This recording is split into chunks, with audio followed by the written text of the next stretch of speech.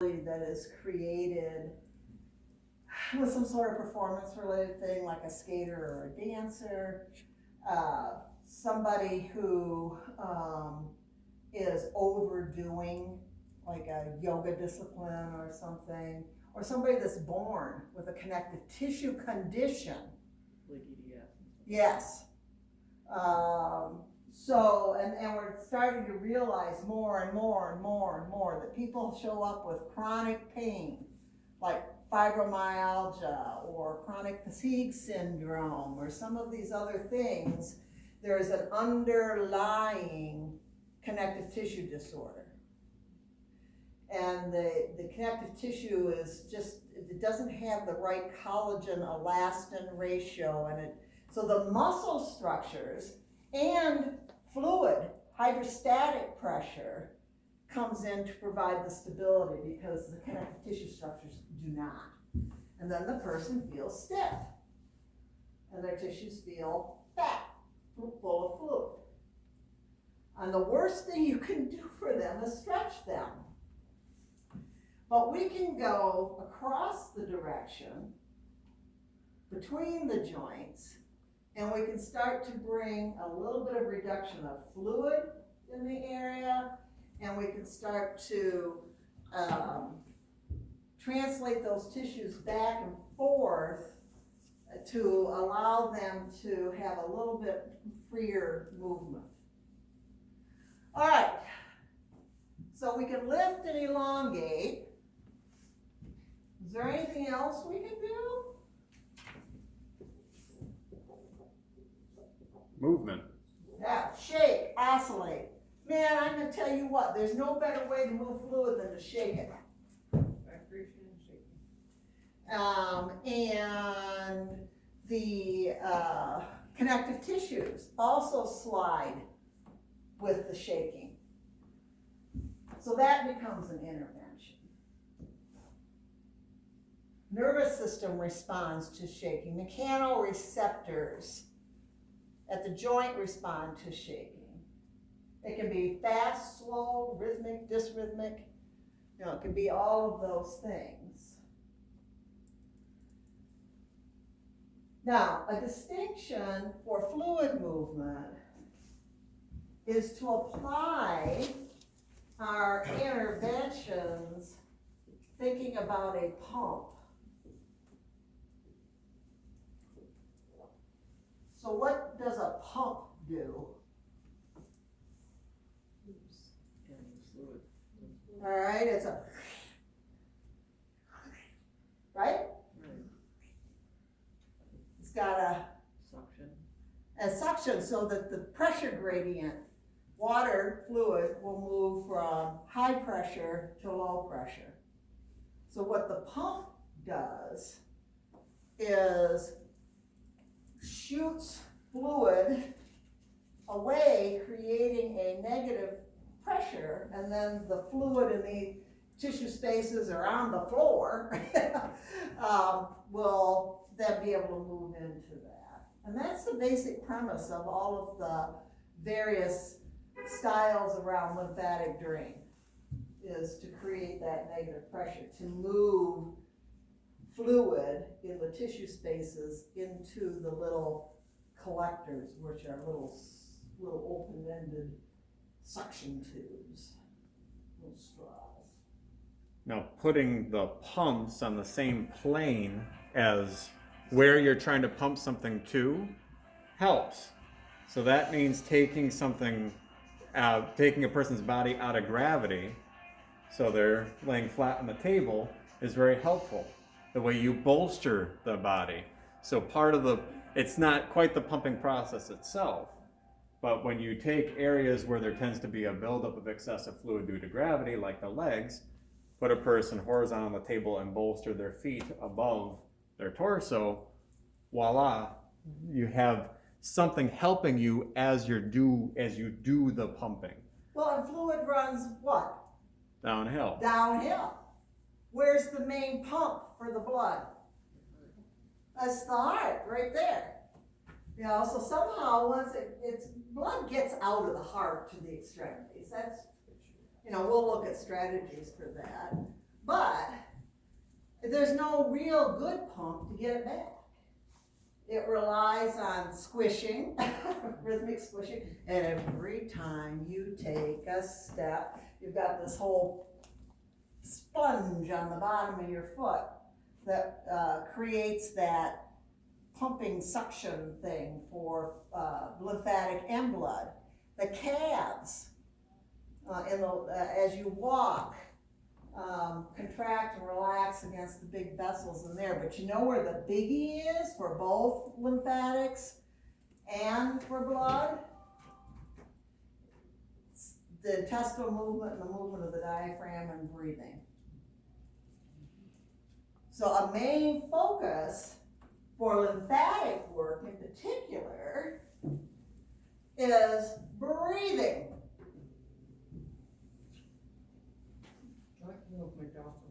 Yep. And a lot of the techniques that I'll teach you specific for the lymphatic work are about mobility in the thorax. And this is substantiated in multiple categories, even related to CPR interventions now. There's much more compressions related to changing the shape of the thorax than there is trying to put new air into the body. You got to keep the blood moving by squishing their whole torso. So the body uses your ribs and your diaphragm as a big bellows. So that's where a lot of the normal suction comes from, is the change of the shape of the torso. We can help that. Yep. We can increase pliability in through there so that there's more excursion, which creates a better pumping action. That's what we do. And then we also affect the autonomic nervous system and the breathing rate. And whether the breathing is happening in the upper body, upper chest, which is not going to move the fluid as well, or is it more belly diaphragmatic, where the big vessels are at, and you get the big pump. So, this is the basic initial theory around what we're doing. Did I say anything that was very confusing to anybody? Was there something that gave you an aha or made particular sense with what was going on? Real quick, I wanted to just chirp in on the hypermobility dynamic with clients. One of the key reasons why the myofascial component of this can be so important for those clients that have hypermobility but are having a stiffness related symptom pattern, right? The hypermobility is mostly occurring at the structures in and around the joint. Yes. The symptoms will manifest there, but a big chunk of that's occurring in the tissues between the joints. So where the muscle and the majority of the superficial fascia and the deep fascia, where the majority of the tissue is in between, it has to adapt to the hypermobility. Because the joint is unstable, the tone of the muscles try to support that. So you're not going to, optimally, yes, a person can train the structures around the joint to get more stability. Maybe the smaller muscles, and maybe there is a way to retrain even some of the responses, the reflexes at the tendons and what have you.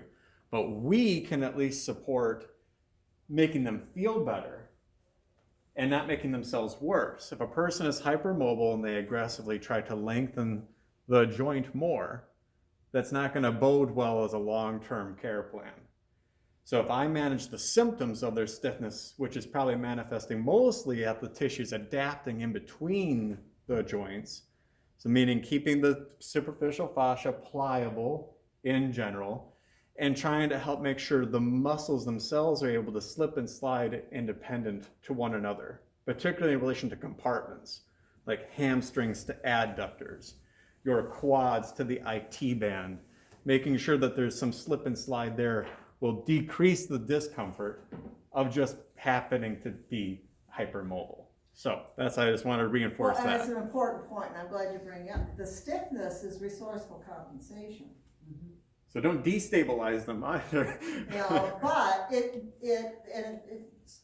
the degree of of it and a person's sensitivity to that stiffness can relate to their discomfort or their angst with it. And so if we aren't aware of how to explain that to somebody, I talk a lot about embracing your stiffness. And if we can help them be less sensitized to it, and we can give them a little bit of relief from that, because the body tends to overdo things a little bit.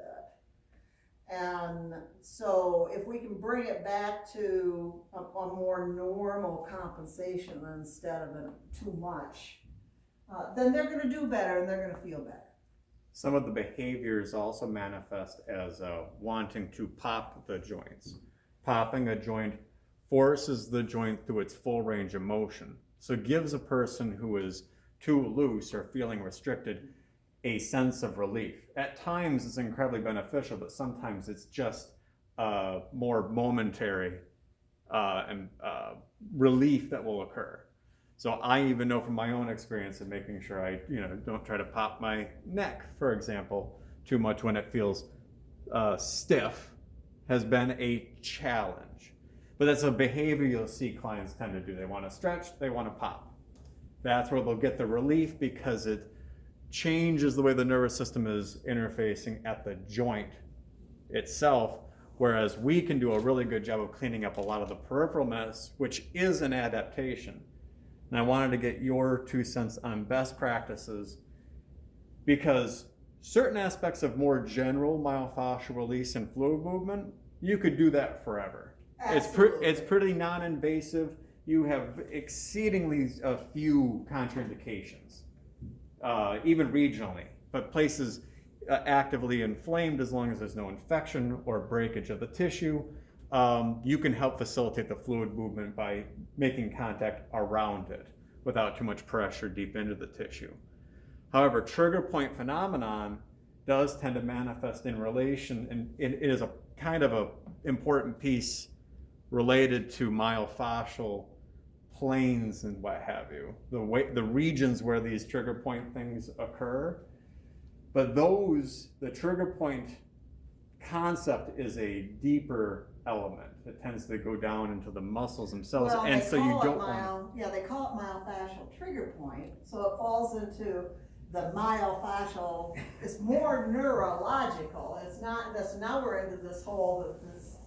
The name doesn't make any sense. But you were talking about resourceful compensation. Yes, trigger points. Resourceful compensation with trigger points. It's basically me getting your 2 cents on how much is too much related to trigger point and deep transverse friction, as opposed to doing a lymphatic drain or more generalized myofascial release. If you're doing generalized fluid movement lymphatic drain, oriented massage, or myofascial release that's working predominantly in the superficial fascia, you could do that forever.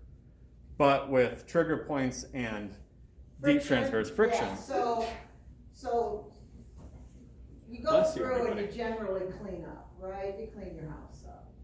Okay, so you sweep the floor, you vacuum, you don't tear a window out, you don't move the refrigerator and clean behind the refrigerator. You don't do those things. You just generally clean things up so that the place is easier to live in. These addressing and supporting fluid movement and connective tissue slide and glide should be part of the general massage. And it's really easy to adapt to bring those elements in as part of the general approach. So these are things I assume. I assume the fluid could move better. No pathology present, but I assume fluid could move better because we don't move around enough. The best way to move fluid is to walk and breathe. Okay. I assume that the wetsuit, the connective tissue and stuff, is a little sticky. I assume that because of our lifestyle. So I just go about pulling wedgies. You know, I just figure there's a wedgie or two in there, and it's not gonna hurt, you know. If I lift this up to its end range and move it back and forth a little bit. Now, if I take it and really pull, what could happen? Yeah, I could injure something, so I don't do that. I take it and move it around. And I assume that people's breathing is compromised. I just assume these things. So in the general massage, I'm always encouraging optimal fluid function. I'm encouraging slip and slide of the layers. And I'm encouraging a good bellows action and movement of the thorax. That's just part of the cookie I'm making when I do a massage. And most things will resolve with that. But there are times when there's specific pathological conditions, and then we need to narrow our focus. We get more specific. These people are more fragile, typically, which means their adaptive capacity is interfered with. We have to slow down, reduce how aggressive we are, and be prepared for things to take a while. So then, is using scraping and friction or a trigger point as the primary application always suitable? The No. answer is no. So what I really want to clarify with you guys is that you have to start general and then get specific. Now that's common sense, but be aware that same thing we were talking about, the menu systems that occur in like spa industries and what have you. Trigger point therapy, going through the body and focusing specifically on all the trigger points and releasing, quote unquote, releasing the multiple trigger points. What, in your opinion, is best practice, and how many of these hot spot trigger points to target in a session, if you're even going to? This is what Dr. Chadow taught. Most medial,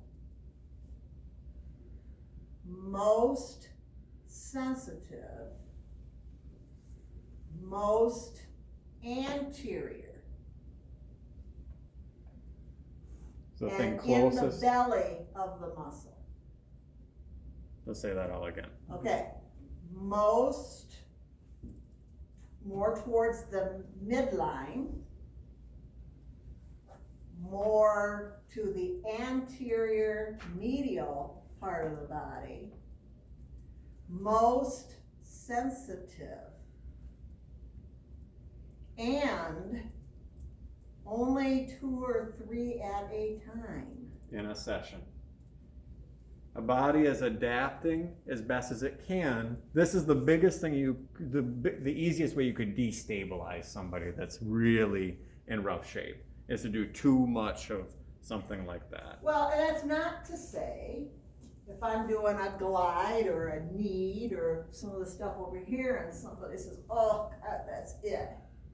All right, that I won't slow down, maybe increase my intensity just a little bit, hesitate for a few seconds with some pressure, have them move it around, and move on. That, to me, that's like, ugh, there's syrup on the floor and I gotta clean it up. That's not, I've got to rearrange how this floor is constructed. Now with the deep transverse friction, let's That's just rarely. assume we have an old gunky scar.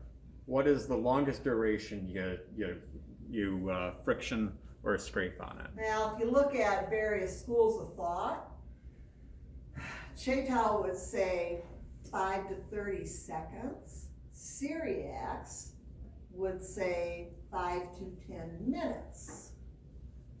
So you're not going to create inflammation in 5 to 30 seconds. So Dr. Chadow taught that the frictioning was more to create a little bit more circulation in the area, counter-stimulation analgesia, and not really trying to introduce an inflammatory response. He was very anti-inflammatory. Cyriax, that is taught a lot through physical therapy, it is all about creating inflammation. It's about working on the spot. It's going to feel like something happened to it the next day. It's going to be sore. It should be sore to touch, not sore to movement, very localized. I rarely do that, rarely. And if I do, I'm more apt to teach somebody how to do it themselves so that they do it on a regular basis. Because it really needs to be done every other day if you're going to do it correctly. For up to 6 weeks. Which is why you would see that in a physical therapy treatment plan. Right. And Dr. Girovich, my other teacher mentor, he taught it that way. And he's from Russia, and he was very frustrated here in the United States because insurance wouldn't, he understood insurance wouldn't pay for that. But in Russia, if he was doing something like that, he saw them every other day. And then there's a recovery time in between for the inflammatory process to start to resolve. And during that off day, they were doing movement so that it healed with the mobile stuff. So there you have it. I just wanted to get a clarification on this whole idea that the initial aspects of this can be incorporated in your general massage really well. They're non-invasive, so if somebody needs something frankly less invasive than even your traditional 1 to 3 levels of pressure in a general full body massage, you can shift to a fluid movement myofascial release, the superficial aspect to it, and you can use that for people that maybe have a lower adaptive capacity. They need that. That's how I shift my perspective if I have somebody that just basically can't tolerate a lot of pressure. And that could be somebody that's a bad fibromyalgia day. Maybe it's circumstantial for that person on that day that you shift gears. But the other stuff is related to all interventions. You should have a good reason, and you should always, frankly, particularly when you're starting out and working with this stuff, less is more. And we think about our categories of care: palliative, restorative, condition management, and therapeutic change. The Cyriax concept around and what Dr. Chadow or Dr. Girovich used, that was rehabilitation. That's therapeutic change. All right? That is supposed to end. Many times it doesn't, and you get into more of a maintenance system, which is condition management on stuff. The restorative idea, which is where a lot of what we do, restorative condition management, is a general cleanup. If we keep the connective tissue sliding, it's not going to stick. You can't ever chart or objectify what you prevent, but hopefully you prevent stuff. Keep things cleaned up so there isn't a buildup of gunk in the system and a clog or a wedgie doesn't happen. So what our task is then is to, I had this conversation in 2 places yesterday. One with the International Consortium of Manual Therapists, which is that group that I'm working with that is trying to find commonality by recognizing that the disciplines of manual therapy pretty much are doing the same thing, yet they might be calling it something different, or they might be modifying it a little different. And a mentoring group that I am doing through the Alliance of Massage Therapy Education, who are looking at focuses on education and that sort of thing, is that the how is pretty basic.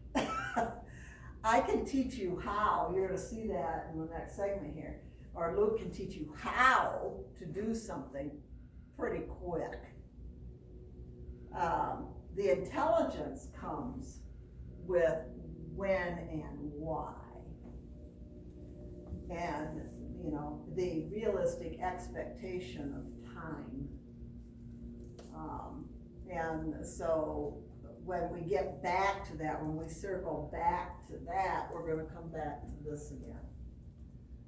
So that you have got the whole picture, because how is it where the intelligence comes from with this? Ultimately, how is easy. You just, the big how part I have with all of you is so that you can do it without hurting yourself. But the intent of what we do is mimic normal. So if this is the way the fluid normally moves, is there something we can do to mimic that? So, just said, we did, didn't we?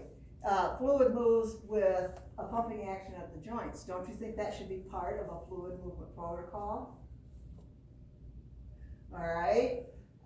So mimic normal with connective tissue slip slide is that we should be reaching and bending over and twisting and walking and all of that. We should be doing that. We should. So is that something that we can mimic during the massage? By doing joint movement? Kneading, you know, that sort of thing. So mostly what you gotta understand normal, and then the intervention is to mimic normal. And then you gotta look at what is the adaptive capacity of the person and realistic expectation. If somebody has got a real problem with lymphedema, that's pathology now. The methods are very similar, but you've got to understand everything else. What other treatments are they having? What is the potential for infection in that area? Blah, blah, blah, blah, blah. That's where those things get complicated. Okay, you need to move around or your fascia's going to get a wedgie. And your lymphatic fluid's going to get stiff.